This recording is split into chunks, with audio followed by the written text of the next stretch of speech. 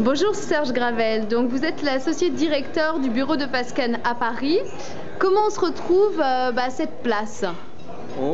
C'est une évolution naturelle, longue mais naturelle, comme Québécois installé à Paris depuis de nombreuses années. Vous avez les deux barreaux? J'ai les deux barreaux, les double nationalité également.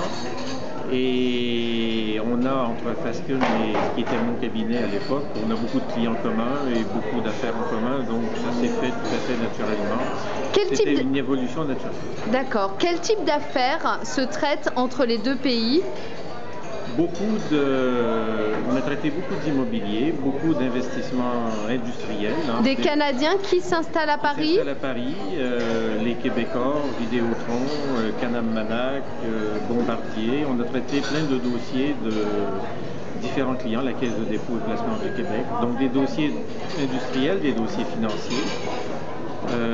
Du contentieux, comme on dit, ou aussi on dit au Québec du litige, beaucoup de litiges. Et dans l'autre sens, des Européens intéressés à venir au Québec?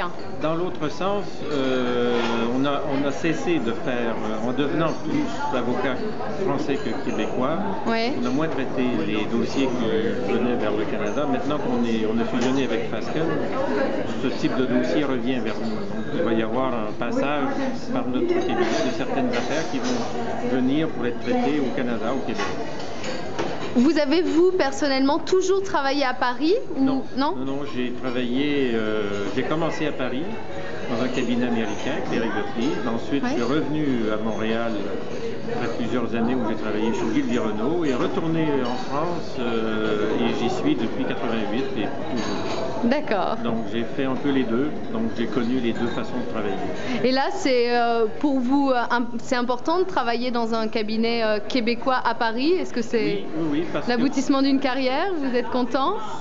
Oui, on peut dire que c'est l'aboutissement, mais c'est surtout que les modèles économiques des cabinets d'avocats ont évolué et on ne pouvait plus rester une petite structure indépendante, complètement une espèce de village gaulois perdu à Paris par des Québécois. Ça ne pourrait plus fonctionner à un moment donné. Nos propres clients demandaient un peu plus. Et pourquoi Fasken? Comment le choix s'est porté sur cette structure? Pourquoi Fasken? Parce que Fasken est le plus international de tous les cabinets et puis parce qu'on avait des contacts, des amitiés avec les uns et les autres qui ont facilité le rapprochement. D'accord. Écoutez,